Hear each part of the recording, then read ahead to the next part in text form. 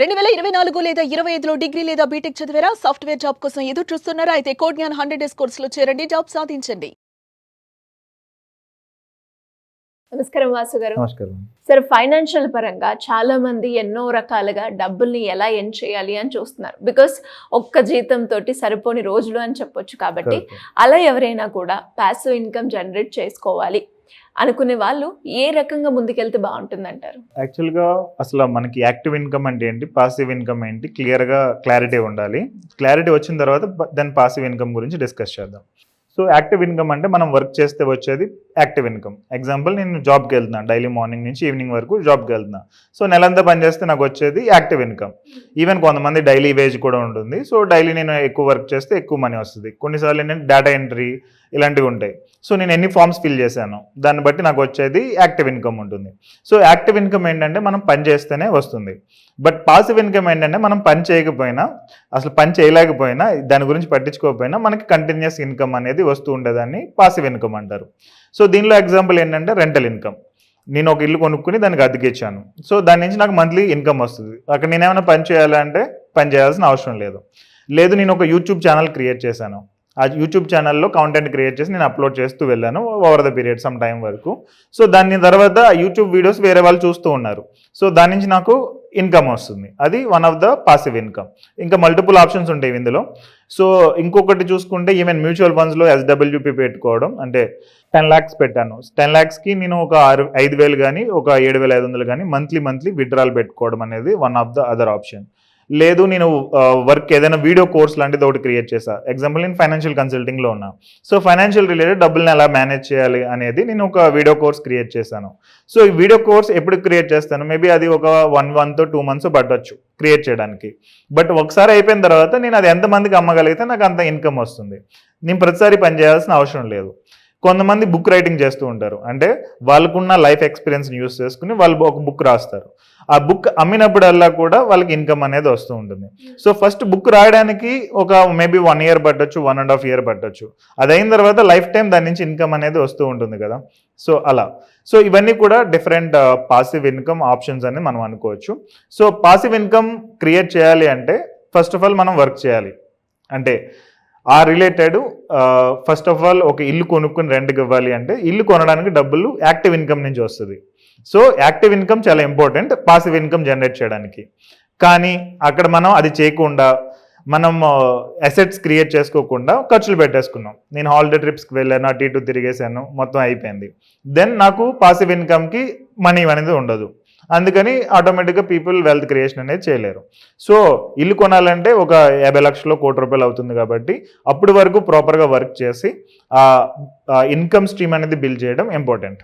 లేదు బుక్ రాయాలి, లేదంటే యూట్యూబ్ ఛానల్ అంటే కనుక అప్ టు సమ్ మంత్స్ మీరు దాని మీద వర్కౌట్ చేయాలి. అంటే కష్టపడాలి దాని మీద. మేబీ ఆఫీస్ నుంచి ఇంటికి వచ్చిన తర్వాత కానీ, లేదంటే ఖాళీ టైంలో కానీ దాని గురించి నేర్చుకోవడం, ఆ స్కిల్ గురించి ప్రాక్టీస్ చేయడం, ఇవన్నీ చేస్తే దెన్ అది ఒక 5 yearsకో 7 yearsకో 10 yearsకో ఒక వెల్త్ బిల్డింగ్ టైప్లో తయారవుతుంది. అప్పుడు దాని నుంచి మనకి ఇన్కమ్ అనేది జనరేట్ అవుతుంది. సో ఇది చేయాలంటే ఫస్ట్ హార్డ్ వర్క్ చేయాలి. ఆ పాసివ్ ఇన్కమ్ మీద ఫోకస్డ్గా చేసుకుంటూ వెళ్ళాలి. సో ఇందులో ఎనదర్ ఆప్షన్ నేను ఇందాక చెప్పినట్టు మ్యూచువల్ ఫండ్స్లో SWP అనేది ఎనదర్ ఆప్షన్.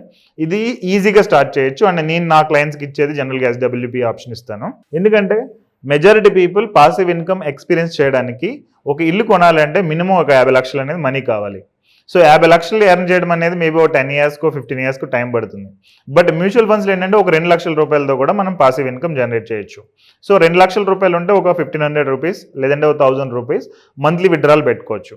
సో ఈ 1,000 రూపీస్ దేనికి యూజ్ అవుతుంది అంటే మేబీ ఏదైనా చిల్లర ఖర్చులకి, ఇంట్లో లేదంటే మిల్క్ ప్యాకెట్కి, లేదంటే ఏమైనా పిల్లలకి పాకెట్ మనీ ఇవ్వడానికి యూజ్ అవుతుంది. స్లోలీ నేను అడిగేది ఏంటంటే వాళ్ళని ఒక 3 లక్షలు చేయండి, దాన్ని 4 లక్షలు చేయండి. మీకు ఎవ్రీ మంత్ సేవ్ చేస్తూ ఉంటారు కదా, ఒక 5 lakhs చేయండి. సో ఒక 2 lakhs 4 lakhs అయినప్పుడు పాసివ్ ఇన్కమ్ 3,000 అవుతుంది. అదే 8 lakhs అయినప్పుడు పాసివ్ ఇన్కమ్ 6,000 అవుతుంది. అండ్ 10 lakhs అయినప్పుడు ఒక 7,000 అలా, ఒక 7,500 అలా అవుతుంది. సో 20 lakhs వెళ్తే ఒక 15,000 దాకా మంత్లీ విత్డ్రాల్ అనేది పెట్టుకోవచ్చు. సో 20 lakhsతో 15,000 ఎవ్రీ మంత్ వస్తుంది. లైఫ్ టైం వస్తుంది. ఇది ప్రాపర్గా మనం కరెక్ట్ స్ట్రాటజీకి ఇన్వెస్ట్ చేస్తే కనుక లైఫ్ టైం మనం వచ్చేటట్టు పెట్టుకోవచ్చు. సో ఇది బేసిక్ ఎక్స్పీరియన్స్కి యూజ్ అవుతుంది. అసలు పాసివ్ ఇన్కమ్ ఎలా ఉంటుంది అనేది. సో కొంత మనీ అనేది బిల్డ్ చేసిన తర్వాత స్లోలీ అప్పుడు ఒక రియల్ ఎస్టేట్ ప్లాట్ కొనుక్కోవడం, లేదంటే ఒక ఫ్లాట్ కొనడం, లేదంటే కమర్షియల్ అయితే ఇంకా బెటర్. కమర్షియల్ ప్రాపర్టీ ఏదైనా కొనుక్కుంటే దాని నుంచి రెంటల్ అనేది ఇన్కమ్ వస్తూ ఉంటుంది కాబట్టి మనం స్లోగా అలా వెల్త్ అనేది బిల్డ్ చేయొచ్చు. బట్ దీనికి ఏంటంటే డిసిప్లిన్ అనేది చాలా మంది మిస్ అవుతూ ఉంటారు. ఆ డిసిప్లిన్ పార్ట్ అనేది అది ఇంపార్టెంట్. రెండోది ఏంటంటే లోన్స్ తీసుకోకుండా చేయగలగడం అనేది ఇంపార్టెంట్. ఎందుకంటే లోన్స్ తీసుకుంటే దాన్ని ఈఎంఐ పే చేయాలి. ఈఎంఐ పే చేయాలని అనుకున్నప్పుడు మళ్ళీ ఆ పాసివ్ ఇన్కమ్ మన హ్యాండ్కి రాదు, ఆ ఈఎంఐకి వెళ్ళిపోతుంది.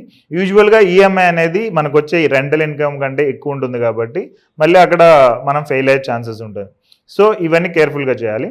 ఇంకోటి ఏంటంటే కొంతమంది కొన్ని లోన్స్ తీసుకుని దాన్ని ప్లాట్ కొనడం కానీ లేదంటే గోల్డ్ కొనడం కానీ చేస్తూ ఉంటారు. అండ్ ఆ గోల్డ్ నుంచి మళ్ళీ దాన్ని తాకట్టు పెట్టి మళ్ళీ దాన్ని ఇన్వెస్ట్ చేయడం ఇలాంటిది చేస్తూ ఉంటారు. దీన్ని లెవరేజింగ్ అంటారు. సో ఈ లెవరేజింగ్ ఏంటంటే దీని ద్వారా ఎదర్ మనం కోటేశ్వర్లు అవ్వచ్చు, మిస్ హ్యాండ్లింగ్ అయితే కనుక మనం మొత్తం డబ్బులు అనేది పోవచ్చు. సో చాలా కేర్ఫుల్గా హ్యాండిల్ చేయాలి ఇది. మనం చూసుకుంటే పెద్ద పెద్ద బిజినెస్ చేసే వాళ్ళందరూ కూడా బిజినెస్ మొత్తం పోయి దేశాల వదిలి వెళ్ళిపోవడం ఇవన్నీ జరుగుతుంది కదా. అదేంటంటే లివరేజింగ్ సరిగ్గా చేయలేనప్పుడు. సో అదే ప్రాపర్గా చేస్తే కనుక, అంటే ఏదైనా గోల్డ్ నేను కొన్నాను, ఆ గోల్డ్ నేను మళ్ళీ తనఖా పెట్టి ఆ వచ్చిన మనీతోటి నేను వేరే ఏదైనా ఇన్వెస్ట్మెంట్ చేశాను, దాని నుంచి నాకు కంటిన్యూస్ ఇన్కమ్ వస్తుంది. సో ఈ వేలో మనం చేసుకుంటూ వెళ్తే మనం అనుకున్న పాసివ్ ఇన్కమ్ అనేది జనరేట్ చేయొచ్చు. ఇలా కాకుండా ఇంకా హై ఇన్కమ్ స్కిల్స్ అనేవి ఇంకా డిఫరెంట్ అదర్ థింగ్స్ ఉంటాయి. ఇవేంటంటే మనం డే మొత్తం పని చేయం, కానీ డైలీ ఒక 2 hours 3 hours పని చేస్తూ ఉంటాం. కొన్నిసార్లు అంటే వీకెండ్స్ పని చేస్తూ ఉంటాం.